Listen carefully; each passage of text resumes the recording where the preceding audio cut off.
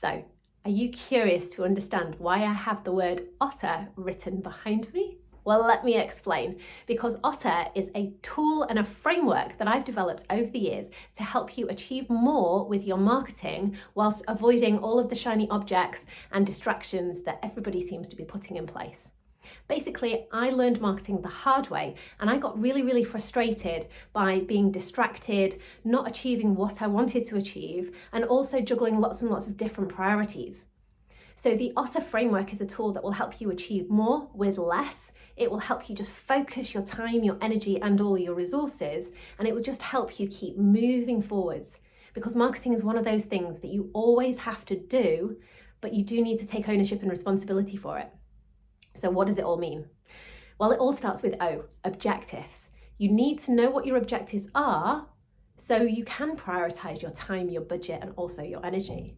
And your objectives need to be measurable, so you know in any given time what you're expecting as a really good result, to know that you need to keep doing that thing.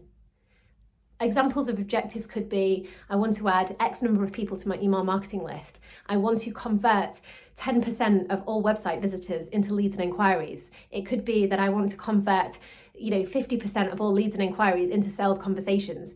It's putting a number and understanding what you need to do in order to achieve your goals. And we're talking about using the OTTER in a marketing context here. So look at your objectives, really important, because that is the place to start. Then we move on to the first T, which is tools. Because once you know what you're working towards, you then need to have a look at what tools you need in order to get there. And we're always being told every single day by these marketing experts out there what we should and shouldn't be using. It can be very distracting. But actually, when we have a look at what we really need, we can really achieve more with less.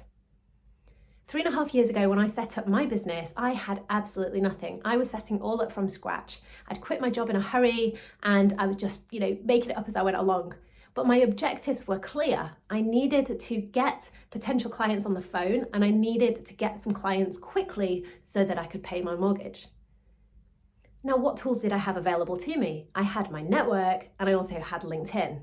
And I was able to secure 2 clients, paying clients, retainer clients within my first week of business. I didn't have a website, I didn't have any of this shiny marketing material. It's amazing what you can achieve when you're resourceful and you look at what you actually need. So tools is really important. Then the second T, that's training.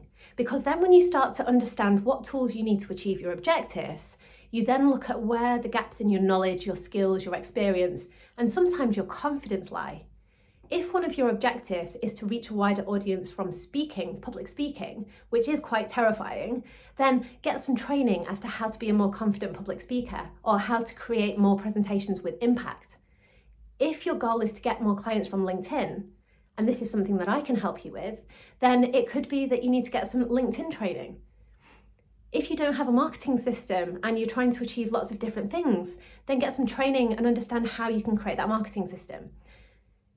Sometimes just getting a little bit of extra help, somebody that can guide you, somebody that can show you the quickest way to get from A to B is going to save you so much time and frustration longer term. It's worth investing in. But you need to know what you're working towards before you can start looking at what type of training that you need in order to get yourself there. So then it brings me onto E, which is expectations. Now, when you have a look at the things that you want to achieve, especially with your marketing, you need to have a look inwards and ask yourself, what are your expectations of yourself when it comes to doing your marketing?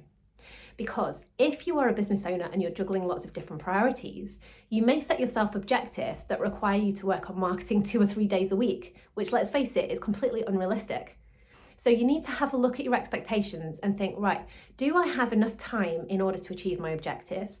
Am I putting enough money or resources into achieving my objectives? And also, do I have the energy that's required to do these things? If we use public speaking as an example, that requires a huge amount of energy. It requires a lot of time as well. So is that the right objective for you? And are your expectations aligned with that objective? The other part of the other part of expectations is your expectations of others. So if you are depending on other people to help you achieve those objectives, are they aware of your expectations of them? And are you aware of their expectations of you? Now, I learned this one the hard way when I was working with marketing agencies. So I was disappointed with what they provided. They were disappointed because I wasn't happy. And we just ended up in this nightmare situation where they were convinced that this was really good work. And I was like, well, this isn't actually helping me achieve anything at all. So if you want to avoid lots of disappointment, lots of frustration, and help you achieve the things that you want to do much faster, really sit back, understand what are your expectations of yourself and of other people as well. Then last but certainly not least, the R, that stands for review and reflect. And this is really important because it is so easy to become busy being busy.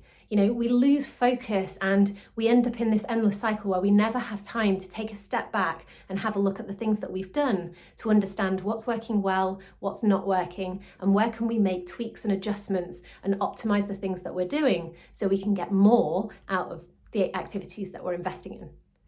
So taking that time to review and reflect is really important. And I recommend 12-week marketing sprints, because it's long enough for you to really start building momentum and making progress, but it's also short enough for you to identify gaps, areas of improvement, and to also stop the things that you shouldn't be doing anyway.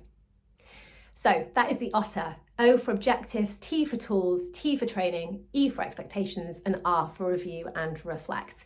And the OTTER works really well with a curious marketing system. Now, if you're interested in finding more about the Curious Marketing System, finding out more about the OTTER or how to implement that in your business, because I always encourage you to explore what is going to work for you, because we all know that there is no one-size-fits-all approach to marketing, then feel free to reply to this message. We can set up a call to discuss, and it'd be lovely to speak to you. I hope this video has been useful, and if you like my content, then just keep following me, comment, like, and yeah, enjoy. Good luck with everything. Speak to you again soon. Ciao for now.